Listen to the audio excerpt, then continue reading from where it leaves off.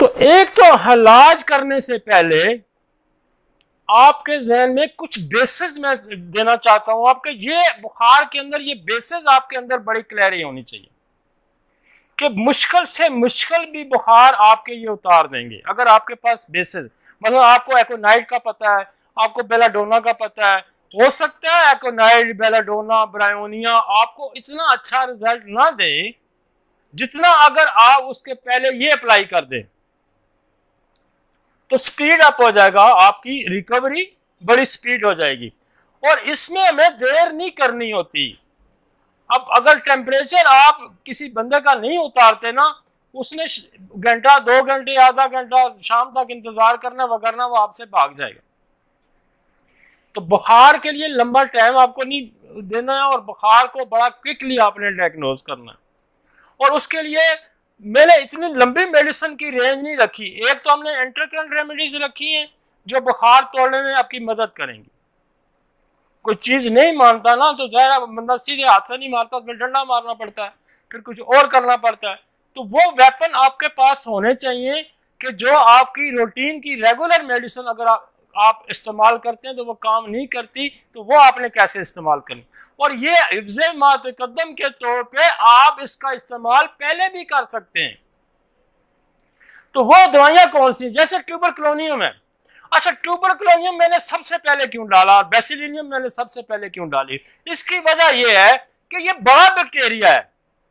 TB बड़ा bacteria है और बड़ा बैक्टीरिया जो है, छोटे मोटे जो वायरस बैक्टीरिया आते हैं इनके इसकी दस्तरस ज्यादा है। लॉ ऑफ सिमिलर क्या कहता है, बॉडी के अंदर मौजूद से ज्यादा ताकतवर चीज का इस्तेमाल किया जाए। तो ट्यूबरक्लोनियम बहुत सारे जो हमारे बैक्टीरिया हैं, बहुत सारे वायरस हैं, ये उससे ऊपर है। जैसे किसी को बिड़ काट जाती है तो बिड़ काटने की दवाई अगर आप किसी स्नेक पॉइजन से देंगे तो वो एकदम ठीक हो जाएगी।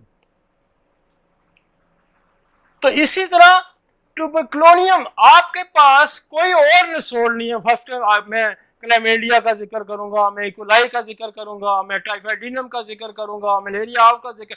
अगर आपके पास कुछ भी नहीं है लेकिन आपके पास अगर ट्यूबरक्लोनियम भी है और अब बेसिलिनियम भी है तो बहुत हद तक आप कामयाब हो जाएंगे।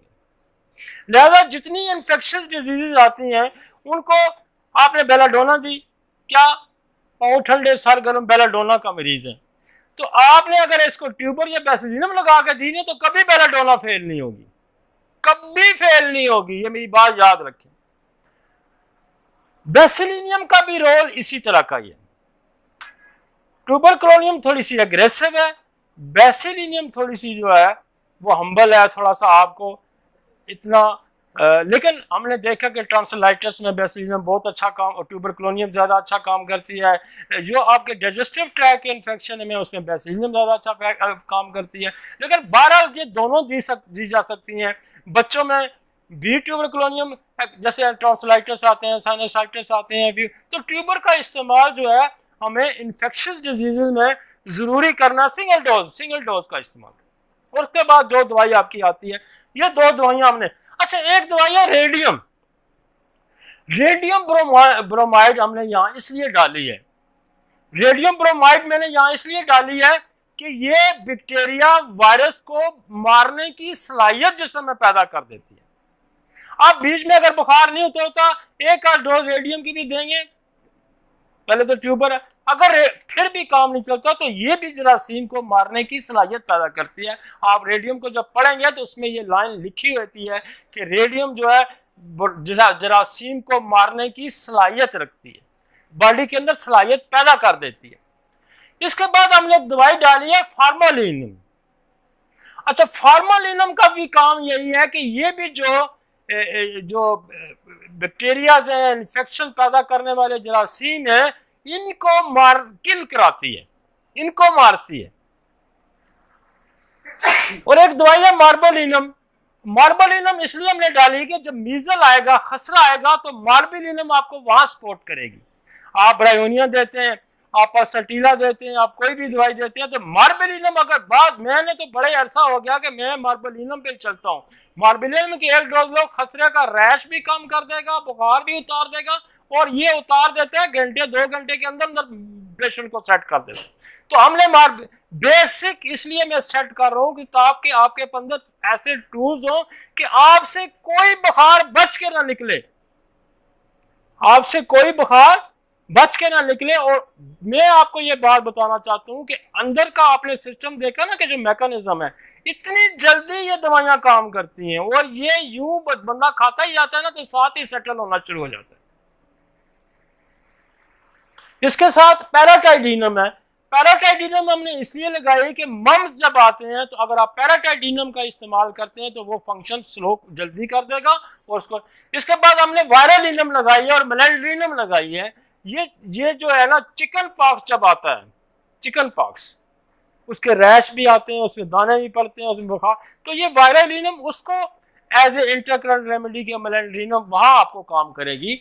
अच्छा, टाइफाइडिनम टाइफाइड में काम करेगी, मलेरिया में काम करेगी, और स्ट्रेप्टोकोक्सिन ये हमारा जो रूमेटिक फीवर होता है और रूमेटिक हार्ट डिजीजेज है उसका बेसिक सोर्स स्ट्रेप्टोकोक्सिन है कि ये बुखार, ये गला खराब होगा, फिर जोड़ों में दर्द होगा और फिर जाके दिल में ये जरासीम जो है जाके प्रॉब्लम पैदा करता है और वहां जाके बैठता है। इसका यही है कि थ्रोट से शुरू होगा, किस का जॉइंट को टच करेगा और फिर हार्ट में जाके बैठ जाएगा।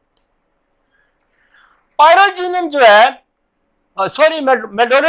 मेडोरिनम आपको इन्फेंट बुखार में बहुत ज्यादा नजर आएगी। ये मैं आपको बताऊं कि जो अब हम बच्चों के बुखार में जाएंगे ना तो ये मां से जेनेटल सिस्टम से बच्चा कैरी करता है और उसको जो गोनोरियल जो इन्फेक्शन हो गया बुखार हो जाता है, तो वहां मेडोरिनम आपको हेल्प करेगी।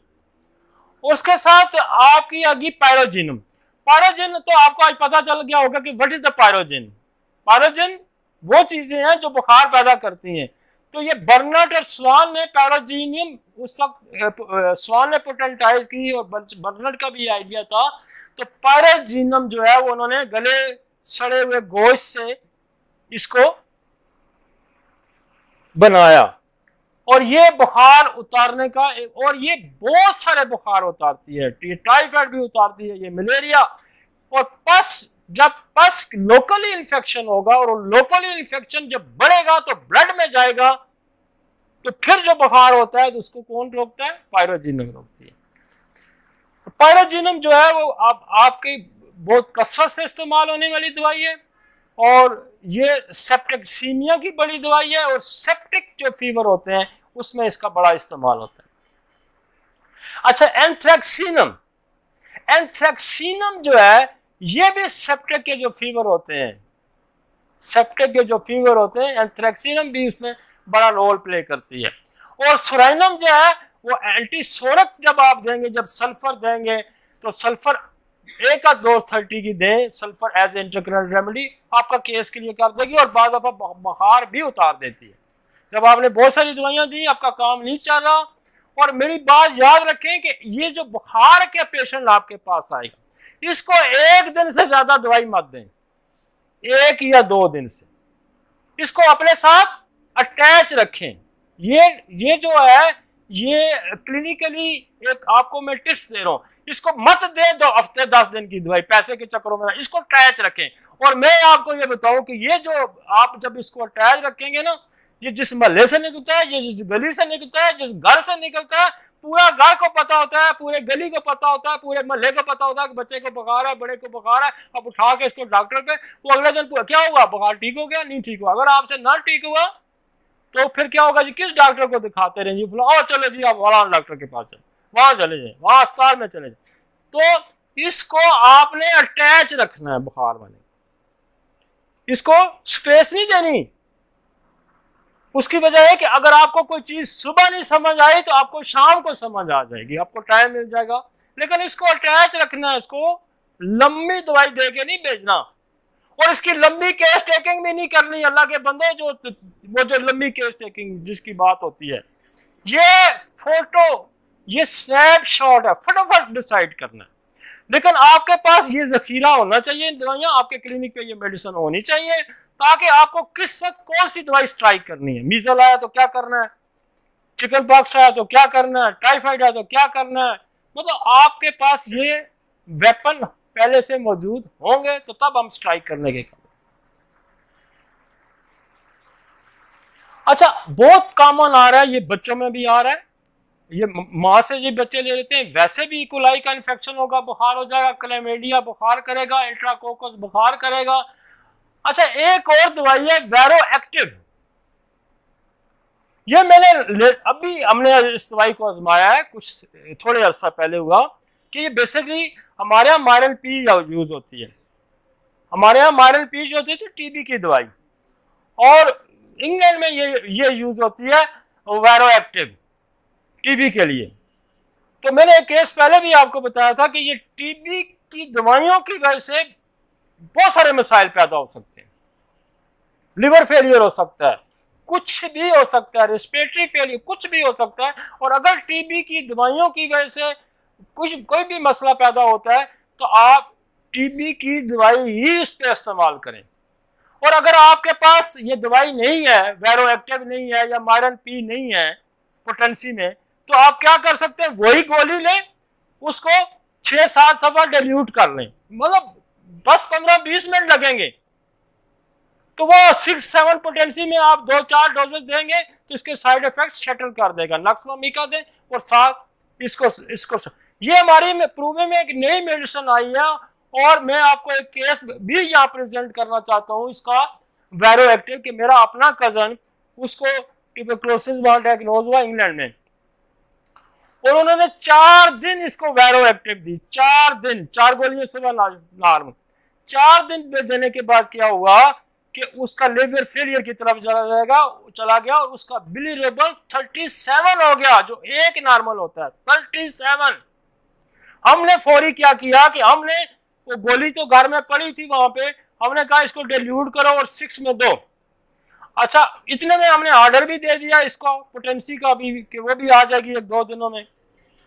तो 2 दिन हमने यही 6 में यूज की, 3 टाइम, सुबह दोपहर शाम। तो 2 दिन बाद जब हमने उसका बिलीरेबल टेस्ट करवाया तो वो आ गया 34 पे, मतलब 3-4 दर्जे गिरा। इतने में ये पोटेंसी आ गई 1M में। हमने 1M पोटेंसी दी और 4 दिन बाद टेस्ट करा तो 7, फिर 1 डोज और दी, फिर 2 दिन बाद टेस्ट हो गया तो 2। तो अब आप ये समझें कि दुनिया की और कोई साइंस उसको वो जो बिलीरेबल था ना, वो बंदा मार देता, उसने मार देना था 37 ने। लेकिन होम्योपैथी की एक ये अलग फील्ड है, ये एक अलग फील्ड है, और मैं कहता हूँ इसमें ही चल पड़ो, लोगों के साइड इफेक्ट ही खत्म करने तो बहुत सारे मरीज आप संभाल सकते हैं। तो मैं ये कहना चाह रहा हूँ कि अगर ये दवाई जो है, ये अगर आपके पास नहीं है तो आप जो टीबी की दवाई है उसी को थोड़ा पोटेंटाइज कर लें। उसके बाद है न्यूमोकोक्सीन। न्यूमोकोक्सीन भी आपके पास होनी चाहिए, जो निमोनिया के बुखार हैं उसको ये बहुत अच्छा उतारती है, बहुत अच्छा उतारती है। लिहाजा ये जो दवाइयां हैं 1, 2, 3, 4, 5, 6, 7, 8, 9, 10, 11, 12, 13, 14, 15, 16, 17, 18, 19, ये आपको नामों से भी बड़ी आसानी है। टाइफाइड हो तो टाइफाइड, न्यूमिया न्यूमिया तो न्यूमिया, मतलब ये नामों से भी बड़ी आसानी से पहचानी चाहिए। स्वाय इसके कि फार्मालिन थोड़ी सी डिफरेंट आ गई है, या वो रेक्टल आ गया, वो तो मैंने आपको समझा दिया। आपको कुछ भी याद हो तो जो जिस मुल्क में जो टीबी की दवाई इस्तेमाल होती है उसके ऊपर पोटेंटाइज करके दे दें। ये 4 ही दवाइयाँ इसके अंदर होती हैं, लेकिन नाम हर मुल्क में अपने अपने रखे हैं। हमारे यहाँ मायरन पी है, इंग्लैंड में ये है, शायद अमेरिका में किसी और नाम से होगी, इंडिया में किसी और नाम से होगी। लेकिन जो जहाँ सुन रहा है मेरी बात, वो वहां से ही गोली ले और उसको डिल्यूट कर ले, वगरना फार्मूला सारों का एक ही है। आप इसको भी मंगवा सकते हैं और इसको भी इस्तेमाल कर सकते हैं।